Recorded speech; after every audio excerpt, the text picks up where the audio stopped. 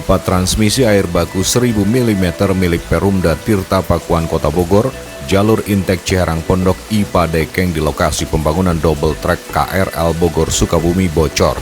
Kondisi ini terpaksa menghambat pasokan air bagi puluhan ribu pelanggan, khususnya di wilayah Kecamatan Bogor Barat dan Tanah Sareal.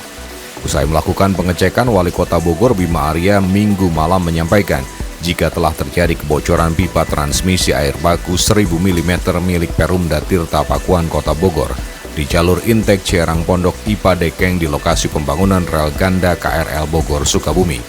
Kebocoran diduga lantaran pembangunan rel ganda yang mengakibatkan material alam terjatuh menimpa dan memecahkan pipa tersebut. Akibatnya pasokan air bersih kepada 35.000 pelanggan dipastikan terganggu, khususnya yang berada di wilayah Bogor Barat dan Tanah Sareal.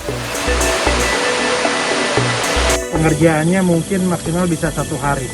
Jadi besok siang mungkin bisa normal lagi, tetapi akan mempengaruhi 35.000 pelanggan. Sebagian besar di Bogor Barat dan Tanah Sareal. Gitu. Jadi malam ini kita sosialisasikan kemungkinan 1-2 hari ini agak